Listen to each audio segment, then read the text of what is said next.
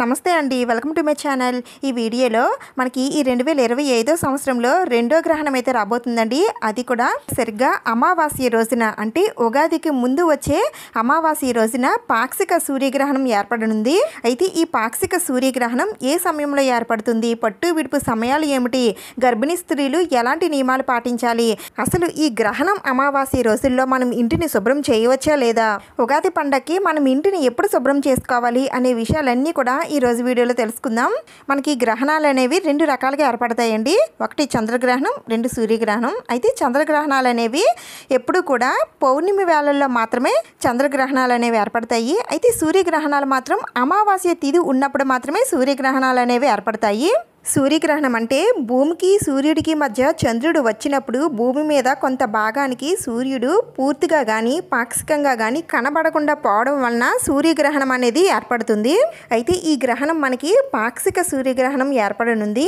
మనకి ఈ పాక్షిక సూర్యగ్రహణం కూడా సరిగ్గా అమావాస్య రోజునే ఏర్పడనుంది. 2025 సంవత్సరంలో రెండో సూర్యగ్రహణం ఈ పాక్షిక సూర్యగ్రహణం. ఈ గ్రహణం మార్చి 29వ తేదీన శనివారం అమావాస్య తిథి రోజున రాహుగ్రస్త పాక్షిక సూర్యగ్రహణం ఏర్పడనుంది. ఇంకా ఈ గ్రహణం పట్టు విడుపు సమయాల్లోకి వెళితే భారత కాలమాన ప్రకారం మధ్యాహ్నం 2:20 ఏర్పడుతుందండి. ఇంకా సాయంత్రం 6:13 ముగుస్తుంది. ఇంకా ఈ గ్రహణం సంభవించు ప్రాంతాలు Bermuda, Portugal, Canada, USA, Morocco, Greenland, Ireland, France, England, Iceland, Belgium, Netherland, Faroe దీవులు, Germany, Denmark, Norway, Sweden, Finland, Russia, Hungary, Italy, Poland, Romania, Ukraine, Venezuela, Vatican city దేశాలు యందు కనిపిస్తుంది. ఈ దేశాల్లో మన భారతదేశం లేదు కాబట్టి ఈ గ్రహణం అనేది మన భారతదేశంలో ఏర్పడదు. ఈ గ్రహణానికి సంబంధించిన ఎలాంటి నియమాలు కూడా మనం పాటించిన అవసరం లేదండి. అలాగే గర్భిణీ స్త్రీలు కూడా ఎలాంటి నియమాలు పాటించిన అవసరం లేదు. మీరు రోజు ఎలా ఉంటారో, ఏ పనులు చేసుకుంటారో అవే చేసుకోవచ్చు. అయితే ఈ గ్రహణం సంభవించే ప్రాంతాల్లో మాత్రం గ్రహణం ఏర్పడుతుంది కాబట్టి అక్కడ మన భారతీయులు ఎవరైనా ఉంటే వారు మాత్రం తప్పనిసరిగా ఈ గ్రహణ నియమాలు అనేవి పాటించాలి. మన భారతదేశంలో ఈ పాక్షిక సూర్యగ్రహణం అనేది సంభవించదు. అందుకని మీరు దీనికోసం ఎలాంటి టెన్షన్లు పడకుండా మన తెలుగు నూతన సంవత్సరానికి స్వాగతం పలకండి. మనకి 2025 సంవత్సరంలో ఉగాది పండుగ మార్చి 30వ తేదీన ఆదివారం వస్తుందండి. అయితే మనకి రాబోతున్న తెలుగు సంవత్సరం పేరేమిటి, ఉగాది పచ్చడి ఎప్పుడు స్వీకరించాలి, ఎప్పుడు పూజ చేసుకోవాలి, ఏ దేవుణ్ణి పూజించాలి, పంచాంగ శ్రవణం ఎప్పుడు చేయాలి అనే విషయాలన్నీ కూడా నేను ఇంతకుముందు వీడియో చేసి పెట్టానండి. ఎవరికైనా ఇంట్రెస్ట్ ఉంటే డిస్క్రిప్షన్లో లింక్ ఉంటుంది, మీకు యూజ్ అవుతుందండి. ఒకసారి వీడియో అయితే చూడండి. ఈ ఉగాది పండగకి ముందుగానే మనం ఇంటిని, పూజా మందిరాన్ని శుభ్రం చేసుకొని పెట్టుకోవాలి. నూతన సంవత్సరానికి స్వాగతం పలికేటప్పుడు మనం ఇంటిని, పూజా మందిరాన్ని అంతటినీ కూడా శుభ్రం చేసుకొని ఎక్కడ ఎలాంటి నెగిటివ్ ఎనర్జీ లేకుండా ఇల్లంతా కూడా శుభ్రం చేసుకొని ఉంచుకోవాలి. అయితే ఎప్పుడు శుభ్రం చేసుకోవాలి, మనకి ఉగాదికి ముందు రోజు అమావాస్య రాబోతుందండి.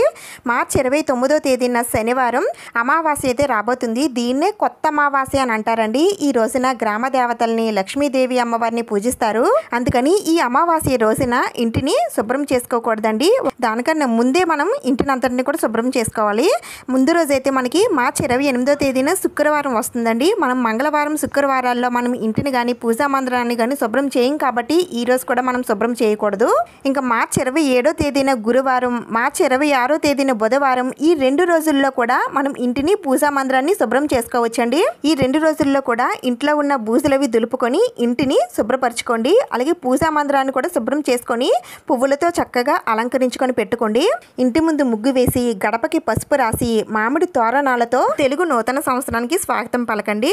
అయితే మాకు ఈ రోజులు ఏమి కూడా మాకు క్లీన్ చేసుకోవడానికి కుదరలేదండి అని అనుకునేవారు, మనకి మార్చి 29వ తేదీన శనివారం అమావాస్య వచ్చింది కదండి. అమావాస్య పట్టింపు లేనివారు, గ్రామదేవతని, లక్ష్మీదేవి అమ్మవారిని పూజించలేనివారు మీరు ఈ శనివారం రోజున క్లీన్ చేసుకోవచ్చండి.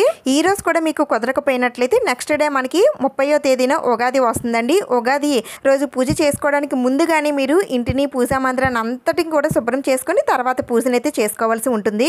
అయితే మనకి ఈసారి ఉగాది పండుగ ఆదివారం వచ్చింది కదండి. మరి ఆదివారం పూట నాన్ వెజ్ తింటారు కదా, మరి ఉగాది రోజు కూడా నాన్ వెజ్ తినవచ్చా అంటే, అయితే కొంతమంది తినే రోజు అయితే ఉగాది అని కూడా చూడకుండా నాన్ వెజ్ అయితే తీసుకుంటారండి. కానీ అలా తీసుకోకపోవడమే మంచిది.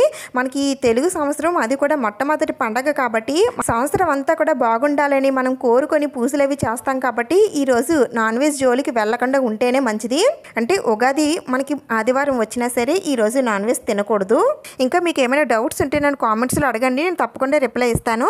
ఉగాది పండగకి మనం ఇంటిని తప్పకుండా క్లీన్ చేసుకొని పెట్టుకోవాలా అంటే అవునండి, తప్పకుండా క్లీన్ చేసుకొని పెట్టుకోవాలి. ఎందుకంటే మన కొత్త సంవత్సరానికి ఆహ్వానం పలికేటప్పుడు మనం మన ఇల్లు కూడా ఎంతో శుద్ధి శుభ్రతతో ఉండాలండి. అలా అయితేనే ఆ ముక్కోటి దేవతలు మన ఇంట్లో కొలువై ఉంటారు. సంవత్సరం అంతా కూడా మనకి బాగుంటుంది. అందుకని మీకు వీలైనంత వరకు శుభ్రం చేసుకొని మీ శక్తి మేర పూజనైతే చేసుకోండి. ఉగాది పూజ వీడియో కూడా త్వరలోనే అప్లోడ్ చేస్తానండి. ఈ వీడియో మీకు యూజ్ అయ్యింది, నచ్చిందని అనిపిస్తే ప్లీజ్ తప్పకుండా లైక్ చేయండి, షేర్ చేయండి, సబ్స్క్రైబ్ చేసుకోండి. ఇంకొక మంచి వీడియోతో మళ్ళీ కలుద్దాం. Thank you for watching.